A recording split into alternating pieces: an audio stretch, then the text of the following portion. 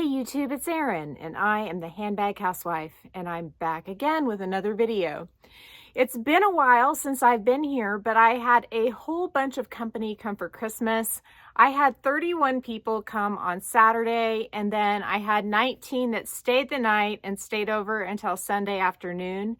And so it was quite a production last week to get ready for that, and luckily it went off without a hitch pretty much. Didn't have any major issues, but it is a bit stressful to host that many people.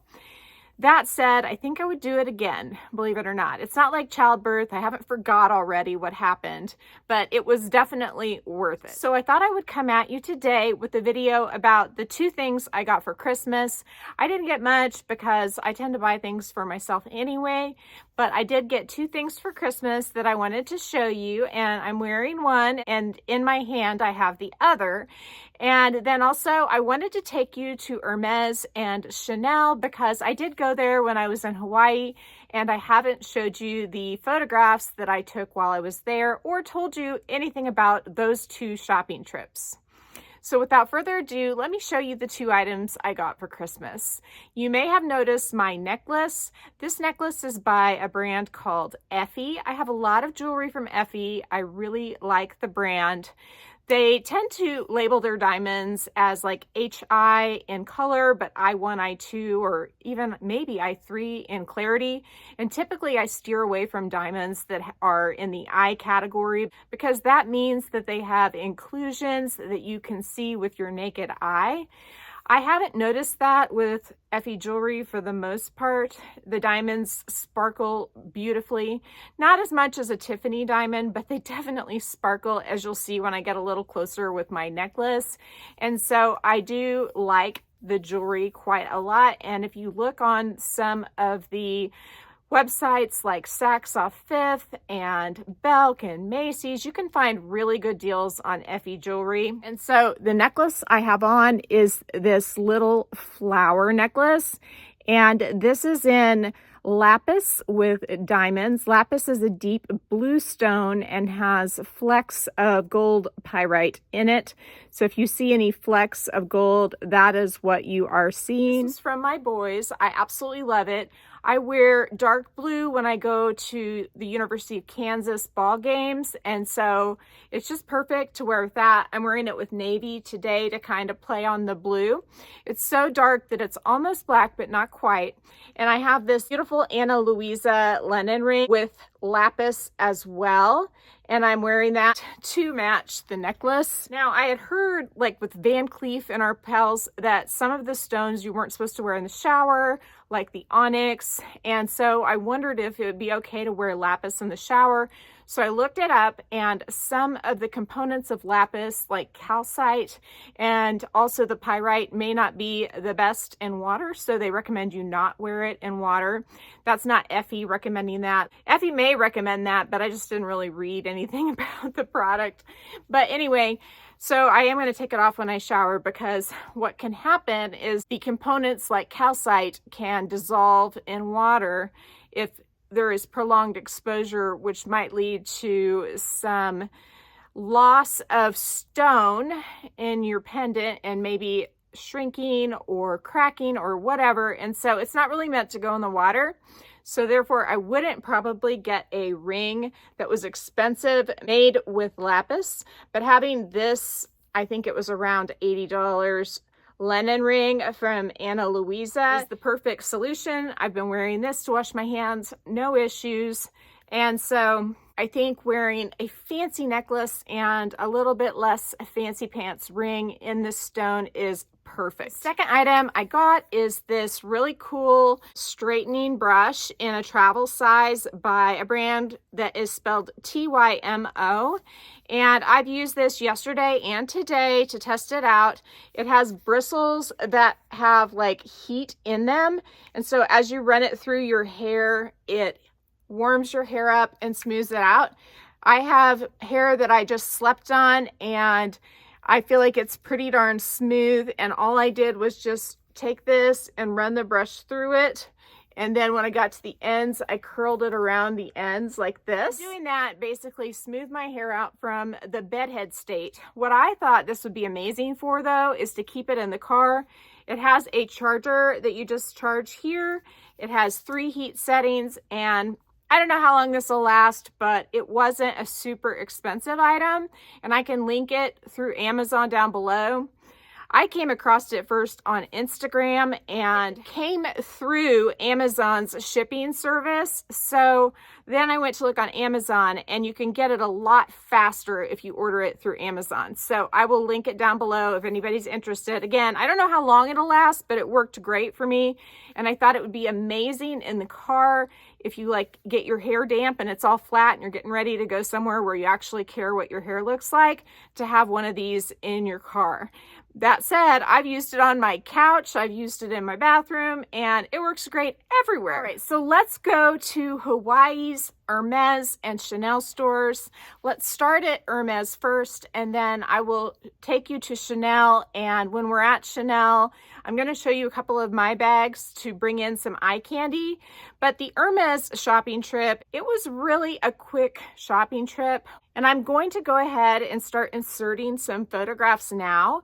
When I went in, I asked if it was okay for me to film or take photographs, and the sales associate who approached me told me it was fine to take photographs, but not of like an entire display. He said it was okay to take photographs of single items. And so I started looking around. I had the intention to buy something. I really wanted to get a Calvi card holder, but they didn't have it. So I was looking at another card holder that they had, and it was significantly more expensive than the Calvi, and it held less cards according to the sales associate, but it was somewhat reasonably priced in terms of Hermes. So I had him hold that as I continued to walk around the store. I reached a wall of items that included Birkins and Kellys and some exotics, and on the flip side there were more bags, and some of them included that crazy bolide on wheels, and they all said for display only. I asked the sales associate if I could see any of them, and he told me no. He said those are for display only. So they have these bags there, but you can't touch them, try them on. You can just look at them. So I did take pictures according to his instructions of each individual item that I wanted to show you. And as I moved on to the next area, which was kind of where they had the scarves and stuff, he told me, you can't take that many pictures. And I explained to him, I did what you asked. I took pictures of individual items. And he told me, you can't take that many pictures. You're really only supposed to take pictures of items that you might buy. And other than that, you shouldn't be taking so many pictures. He said, you can't take pictures of the entire display. And I said to him, I said, I didn't take pictures of the entire display. I took pictures of individual bags like you said was okay for me to do. And he said, yes, but you took pictures of almost all of the bags that were in that display, and you don't have an intention of buying them. Now, this baffled me because you're not allowed to buy any of those. If I had said, okay, I'll take that one, then they would have told me, no, you can't take that because it's for display only. So the whole point of taking photographs of these bags is to see them in person and to see what they look like compared to the stock photos on the website. If you can even find stock photos on the website, to make dreams, to try to figure out what you like, what you don't like. And for him to say that I had no intention of buying them, well, first of all, I'm not allowed to buy them. They're for display only. And second of all, he has no idea what my intentions are. I mean, I do have a YouTube channel. I did tell him that. But if I don't take pictures when I see something in person, I will have no idea what I'm interested in buying in the future. So I stayed in the scarf section for a moment longer, and then I just left. I didn't even tell him goodbye. I felt like that was really rude that he said that. And I mean, I did everything I could to be polite and ask permission and whatnot, but he had no idea of what I might buy or not buy. And for him to treat me like that, I just didn't like it. So I left. I went to Chanel on a different day, and my intention was to see some bags that I had never seen in person and to get a feel for what I liked and what I didn't like.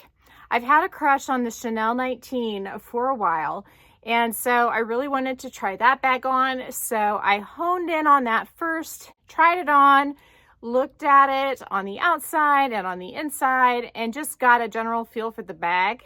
Not too long ago, you may remember I bought this little beauty.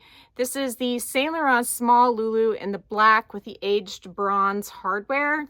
I got this as sort of a placeholder for Chanel 19 that I might get someday in the black with the gold and silver hardware. I think also there's like a gunmetal or ruthenium hardware on that bag as well. And I have to say, I like this bag better than the Chanel 19. Let me tell you why. I liked everything about the Chanel 19 except for two things, and they both have to do with the strap. So first of all, there's this little top handle, which I think is awesome.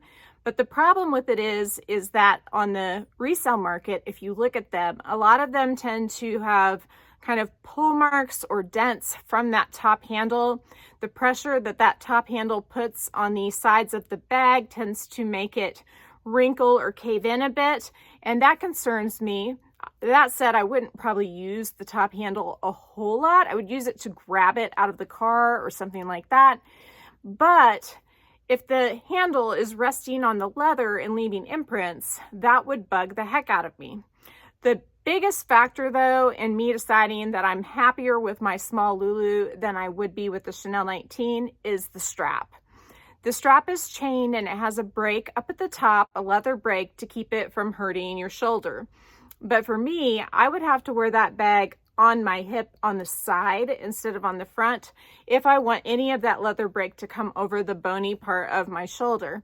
And that just doesn't work for me. I really like to wear the bag on the front of my body so that it doesn't knock into things. I can protect it more. Now this bag has that same problem. If I want the leather break to go over my shoulder, I can't wear it on the front of my body. But this strap is much more comfortable if it does get on my shoulder.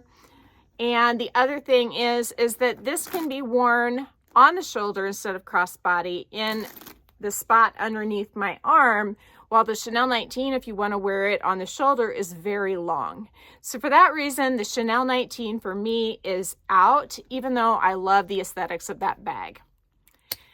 So you may not have noticed, but I had to leave for a while and now I'm back. So if I look a little bit windswept, it's because my dog was whining at me, which I'm sure you probably heard that. He asked to go outside, and when I went outside, I found some packages, which is exciting. So I can show you those while I'm here. But let's get back to the Chanel shopping trip. So after I tried the 19, I decided that was not for me. And of course, I already have a gorgeous Chanel classic flap in the medium large size in black with gold hardware. So I didn't need to try one of these on. Now, the major downside for these bags is that the straps aren't long enough to go crossbody. And when I did send this bag off to leather surgeons, they offered to extend my straps for me. And I said no because I know that devalues the bag. But that said, I kind of wish I had, because it would be really nice to be able to wear it two ways instead of just one. So you may be noticing a trend with Chanel. Out of the two bags that I've talked about so far, both of them have issues with the strap that I wish I could change. And if I did change them, it wouldn't be good for the value of the bag. So I'm not going to change them when the bags are so expensive. These bags are way too expensive for me now, so I didn't even need to ask to look at any of them while I was in the store. I was there somewhat close to closing, and so I didn't want to take up too much time, but there was a gorgeous white seasonal flap that I looked at. And the prices, if I remember correctly, and I'll post the little tag on the screen here so that you can see the item number if I'm able to show that. But the prices on both the 18 as well as the seasonal flap were similar. They were just over $6,000, which is insane. But the seasonal flap, I really liked it because it sort of looked like a classic flap. It was the same size as the Chanel 19 or very close. And it had a really cool little medallion that would hang over the front if you wanted it to. And so I really liked that. I liked the single flap nature of the bag, how it was easy to get in and out, just like the 19, and you weren't having to hassle with the double flap like you do with the classics. So that was something I like to see. I don't know that I would buy that bag, but out of all the bags that came in second place, and when I say all the bags, I mean like 4, because it was somewhat close to closing time, so I didn't have a lot of time.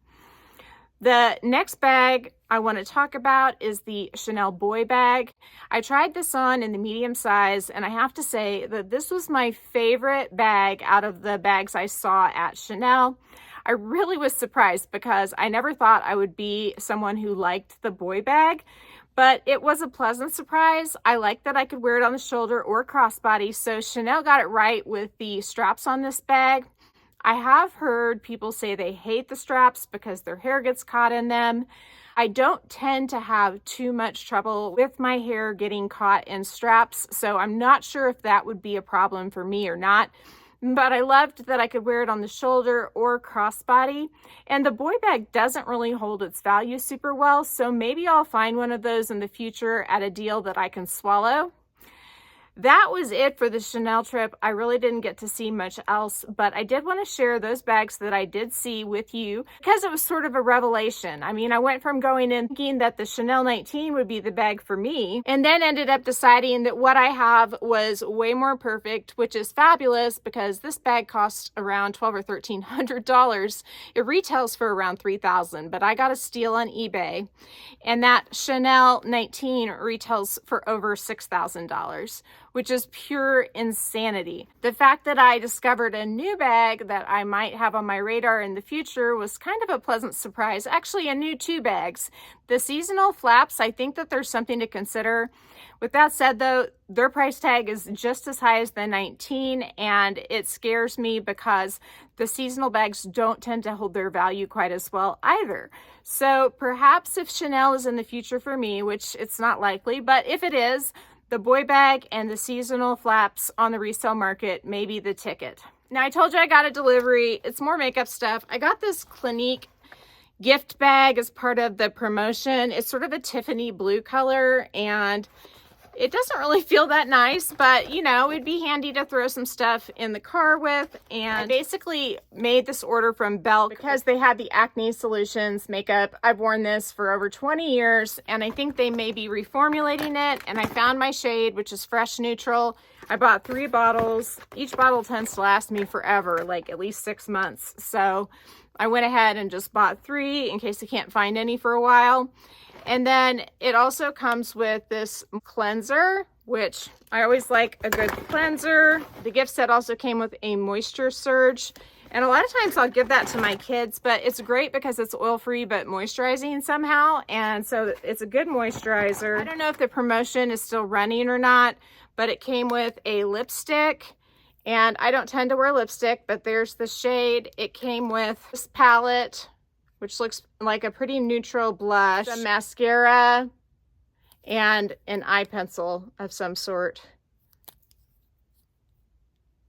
I was just glad to get something extra with the 3 foundations I was ordering anyway. And so if I use any of those products I just showed you, which I will probably use the cleanser and the moisture surge for sure, then that's an added bonus. The other thing I got was another one of these Estee Lauder gift sets. These are sold out pretty much everywhere, but I did find them on Belk. I'll link Belk down below. And I went ahead and opened it already. It has all the same products as I showed you in my other video. But what I got for this gift set was some of their double wear concealer. This is my favorite concealer. It's like a double wear, stay in place or stay on the longest or something crazy like that. I don't know, but I have been using this for years, and this is my favorite concealer. So I picked up an extra one of these just so that I could get this gift set. The first one, I think I told you that I got the cool tones, and I sort of wished I would have bought the warm tones. And the palette is where I really wanted the warm tones. And as you can see, the colors here are just fabulous. I cannot wait to wear them, but I wanted to show you how they press this really pretty design into the palette because when I showed you the cool tones, I had already worn it, so I had brushed away the palette. It also came with 2 lipsticks and the same thing. I just think the detail on these is so luxurious. There is a red lip, which I might try actually, maybe for New Year's Eve, just for fun, because I'm gonna wear red on New Year's Eve.